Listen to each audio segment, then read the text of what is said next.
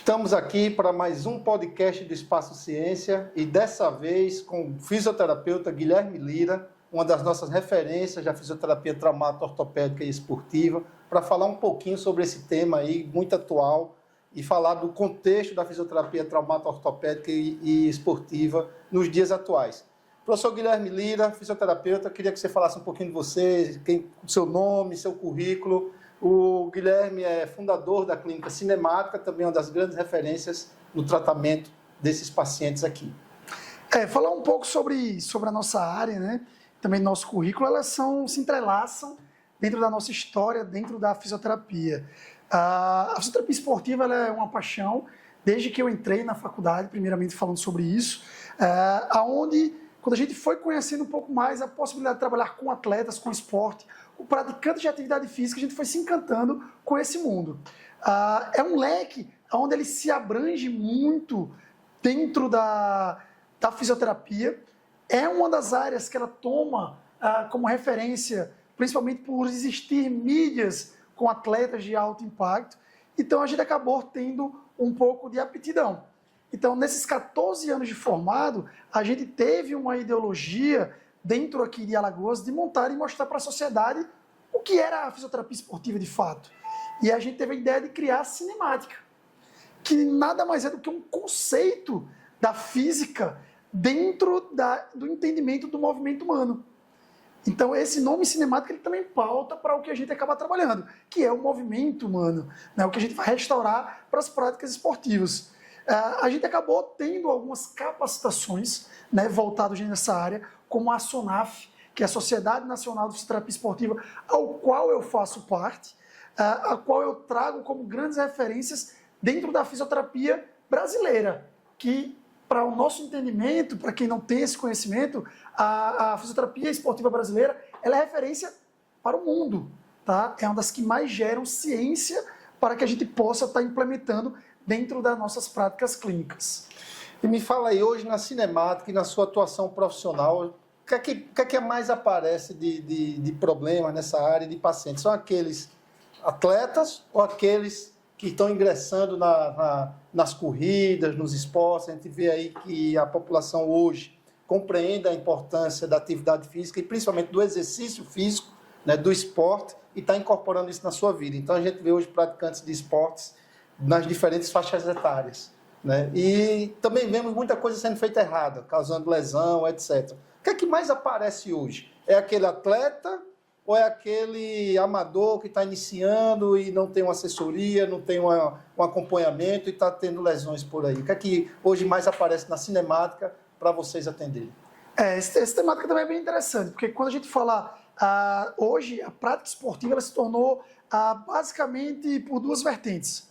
Ou por amor, por prazer, porque eu gosto, ou por dor, porque eu sinto dor e preciso tratar ou me movimentar, né? Ou também por dor, porque eu preciso de forma específica para cuidar da minha saúde. Porém, a gente quando fala em atleta, a gente fala em alguns níveis de prática de atividade física, que é o atleta profissional, o atleta amador, que ele tende a ter exigências profissionais, porém ele não vive do esporte. O atleta recreacional, que é aquele que já tem uma assessoria, que tem um leve acompanhamento, mas ele não tem ou não visa o rendimento de um atleta amador. E tem um atleta de lazer, que pode ser, por exemplo, aquele idoso de 60 anos que basicamente vai correr na orla da praia seus 5 km, seus 10 km, que vai fazer suas caminhadas. E esse também se torna um atleta para a gente. Dentro dessa conjuntura, a gente tem basicamente os dois primeiros níveis, o de lazer e o recreacional. Primeiro, o que é que vai gerando algumas condições? O desconhecimento de como ser introduzido no meio esportivo, no meio da prática de atividade física. Então, aumenta-se muito o volume, intensidade de forma repetida, não tem descanso de forma adequada, não tem uma boa alimentação, um bom sono, não tem orientação de um fisioterapeuta, de um profissional de educação física, de um médico, que pode um nutricionista, que pode estar acompanhando esse indivíduo, né? Então, dentro dessas características individuais, a nível de esporte, tende-se a ser mais evidente a gente encontrar na clínica basicamente o atleta a nível recreacional e de lazer. Depois vem o amador. O profissional, falando em Alagoas, propriamente dito, a gente tem muita escassez desse tipo de atleta. Até porque quando ele vai para o alto rendimento, infelizmente... Ele não fica em Alagoas. Ele é comprado e vai infelizmente para fora. É exatamente isso. Ele não fica aqui no nosso estado, ele acaba sendo importado para outros países. Alagoas também exporta bons atletas, né? Muitos bons, né? A gente tem aí o Firmino, falando do futebol, né? Roberto Firmino hoje com destaque, a Marta como destaque. A gente tem alguns atletas de alto impacto que infelizmente muitas vezes acabam não ficando aqui pela estrutura que se mantém. E esses atletas eles já têm os fisioterapeutas normalmente particulares, individual deles. Perfeito. O professor Guilherme é professor também da pós-graduação de terapias manuais aplicadas à traumato-ortopedia, vasta experiência aí na área. E o que é que a gente pode falar aí para os alunos e também para os pacientes, para as pessoas que estão praticando esporte aí, sobre como que a fisioterapia atua na prevenção e na reabilitação de lesões vindas do esporte? Como é que está essa questão aí, essa evolução da fisioterapia traumato-ortopédica e esportiva com relação a novas tecnologias, novas abordagens? Como é que isso vem ao longo dos anos? Quando a gente falava em fisioterapia esportiva e também a traumato-ortopédica, a gente falava muito da profissão do futuro. A fisioterapia como um todo, né? Era a profissão do futuro, mas não é mais. Ela é a profissão... O futuro chegou. O futuro chegou. E ele chegou e está escancarado, Geo. Eu vejo o nosso mercado profissional, ele sedento de pessoas qualificadas. Eles precisando de profissionais que entreguem aquilo que o cliente deseja. E o cliente ele está buscando essa diferença de mercado, né? A gente está falando de uma pós-graduação, por exemplo, a gente está falando de cursos de especialização, a gente está buscando cada vez mais qualificar esse profissional. E diante de um cenário onde ele pede profissionais qualificados, a gente precisa o quê? Se qualificar. E esse tempo ele não espera, porque ele não é mais, como a gente falou, o futuro, ele é a atualidade. A fisioterapia, o fisioterapeuta hoje, ele é um profissional de primeira escolha. Antigamente, ou seja, o paciente ele procura muitas vezes, na maioria das vezes, logo o fisioterapeuta. Logo o fisioterapeuta. Agora mesmo eu acabei, antes de subir para a gente falar sobre esse podcast, o paciente que eu acabei de avaliar, ele veio diretamente ao fisioterapeuta. E dentro da nossa avaliação... Isso é importante porque traz uma autonomia, né, profissional e um reconhecimento muito grande da sociedade no profissional. E isso só é conseguido depois que a profissão atinge um nível de maturidade, né, que entrega para a sociedade qualidade. Perfeito. Então, você só consegue qualidade quando você sabe, quando você estuda, quando você conhece, quando você pratica. Né? Então, o que você está trazendo para aqui é que o mercado ele exige um profissional qualificado. E do lado do paciente, o paciente vai ficar satisfeito se aquela dor dele, aquele problema dele for resolvido, for sanado. Justamente que a gente fala de diferença de preço e valor. Né? Preço é o que se cobra. Sim. Valor é aquilo que o cliente leva para casa. Perfeito. Então, se o cliente enxerga valor naquilo, ele vai procurar, ele vai valorizar, e é o que está acontecendo. Ou seja, o paciente ele procura primeiro, antes de qualquer outro profissional, o fisioterapeuta. Só pegando um gancho sobre isso, para a gente voltar a falar sobre a questão do profissional primeira escolha, a gente vai ter basicamente o rótulo e o conteúdo. O rótulo ele vende. O conteúdo, ele mantém e ele fideliza o cliente e faz com que você venda muito mais. Então, quando a gente vive na era de marketing hoje, das redes sociais, por exemplo, a gente usa isso muito para atrair o cliente. Mas se a gente não entregar aquilo que ele veio buscar, esse cliente não volta. E o teu marketing ele fica falho, porque ele não tem conteúdo, ele não tem entrega. Então, dentro da fisioterapia, o conteúdo, basicamente, ele seria e é, né, o que você estudou, o que você se qualificou, o que você compreendeu, o que você praticou. E aí você vê hoje profissionais, como o próprio Guilherme, que tem aí já a lista de espera para marcar consulta. Eu estou na lista de espera e aguardando uma vaga para ele me atender, né? Justamente por conta da qualidade, ou seja, o cliente enxerga isso. Né? E me diga uma coisa, doutor Guilherme, quais são os principais problemas que chegam? É joelho, é quadril, é ombro? O que é que mais pega aí? Essa é a primeira pergunta. A segunda pergunta é o que é que dá mais trabalho para devolver até? Que a intenção é que ele venha com algum problema, mas que ele retorne para o esporte dele, para o exercício que ele pratica. Né? Ou seja, o que é que aparece mais e qual que é o mais difícil até devolver ele a reabilitação completa? Tá, dentro da nossa clínica, tá? Não vou falar da área de forma geral, mas dentro da nossa clínica cinemática, Hoje o que a gente mais encontra basicamente é joelho, tornozelo e ombro. E as outras articulações um pouco mais pulverizadas. Porém, essas seriam as principais. E o que eu mais tenho desejo, tesão de atender, sabe, de cuidar do meu paciente, é joelho. Não é à toa que eu tenho um tatuado aqui no meu braço, por tamanho amor que eu tenho. Então, talvez acho que isso também atraia, né? E, de fato, o joelho hoje é a articulação, na maioria dos esportes, que mais exigida. Futebol, esportes de nível 1 que a gente chama, né? Aqueles que precisam de salto, giro, nessa direção, aterrissagem. Futebol, vôlei, handebol, basquete, a maioria, joelho. Tênis, corrida de rua, todos eles, a maioria, impacta muito mais joelho. Normalmente o joelho pode dividir com outra articulação. Joelho e tornozelo, joelho e ombro, joelho e coluna. Então, mas normalmente o joelho está ali sempre em primeira escolha. E o que a gente tem uma maior dificuldade é o controle de carga e demanda do meu paciente. O retorno ele tem que ser gradativo. Ele tem que ter um que a gente chama de head slow, para que ele possa ir retornando e evoluindo de forma lenta.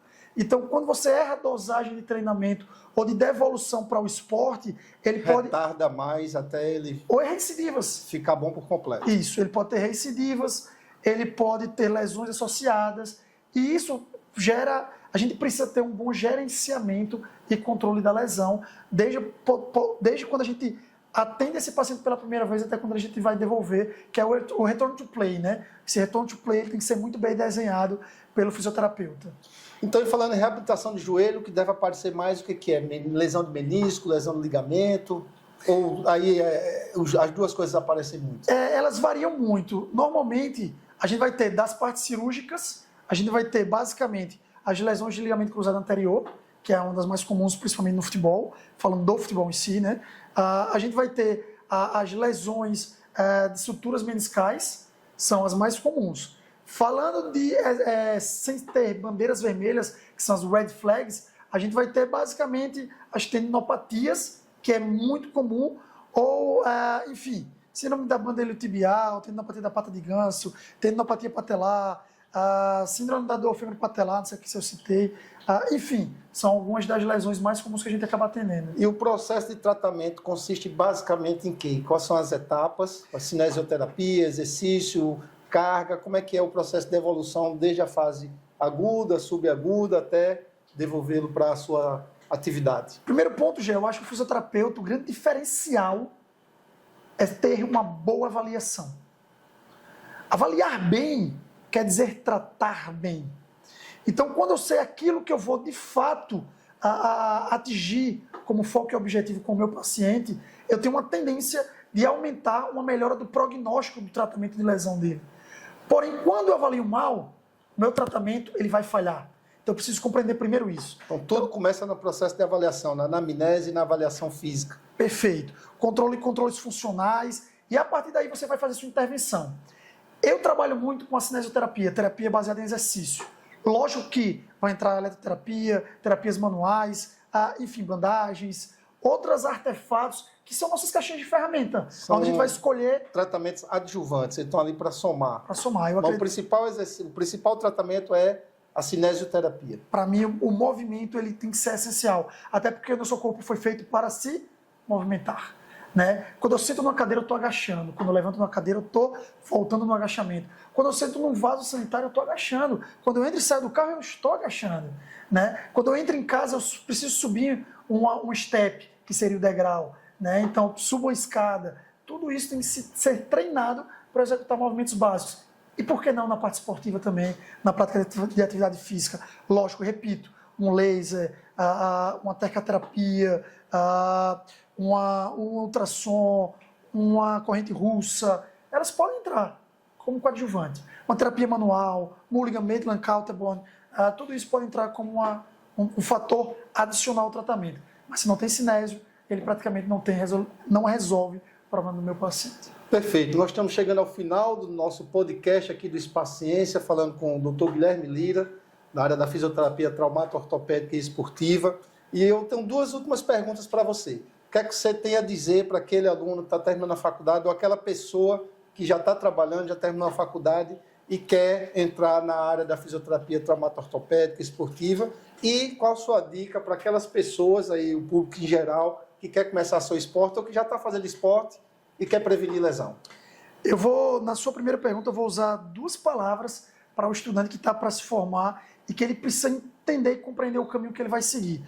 2, tempo é uma, tá? E paciência é 2. Tempo, não perca tempo. Ingresse já na pós-graduação, algo que você possa especializar. Paciência, você não vai se formar e já sair ganhando dinheiro. Para isso você precisa se qualificar. Até porque esse dinheiro acaba sendo finito se você já tentar ingressar no mercado de trabalho e já querer ter esse retorno financeiro. Porque tem um momento que você não vai conseguir passar daquilo, você não tem qualificação para isso. Você precisa se qualificar para o mercado de trabalho. Dentro da fisioterapia traumato-ortopédica e esportiva, o mercado está pedindo bons profissionais. Faça a pergunta para você mesmo. Você é um bom profissional? Você está preparado para isso? Ou você precisa de ajuda e se qualificar para que a gente possa, de fato, contribuir com a sua formação ainda? Essa seria a resposta da primeira pergunta. Ou seja, tem espaço para todo mundo, desde que essa pessoa procure se qualificar e tenha competência. Tenha competência para entregar para a sociedade aquilo que a sociedade deseja. Isso, Gel. Ele, além de ter espaço, esse espaço está cada vez mais aumentando. Porque a procura está cada vez aumentando esse círculo de possibilidades. Porque a sociedade está entendendo que precisa de profissionais diferenciados para entregar esse bom serviço. Então, não precisamos brigar por trabalho. A gente precisa aumentar a possibilidade de trabalhos dentro da nossa classe profissional. E para você que está começando a prática esportiva, ou iniciou e não sabe por onde começar, lembre-se sempre, a gente precisa sempre começar e manter step by step, degrau por degrau. Pular 2 degraus sempre é a principal receita para você se machucar. Paciência, degrau por degrau. Evolução lenta e mantida em tudo. Carga, volume, intensidade, velocidade, número de treinamentos no mês, na semana. Tudo isso precisa ser degrau por degrau. Maravilha. E quem quiser procurar, encontrar o Dr. Guilherme Lira, por onde é que acha? Qual é o seu Instagram e qual é o Instagram da Cinemática? DR, não de discussão de relacionamentos, de doutor, Guilherme Lira com Y. Pode buscar lá, talvez seja um dos primeiros que vai encontrar. E a Cinemática é cinemática com C, FST, tá? É cinemática.fst. Isso aí, obrigado. Mais um podcast de sucesso aqui com o professor Guilherme Lira, professor da nossa pós-graduação em Terapias Manuais aplicada à traumato-ortopedia e fundador da Clínica Cinemática. Valeu, Gel. Obrigado. Muito obrigado, pessoal.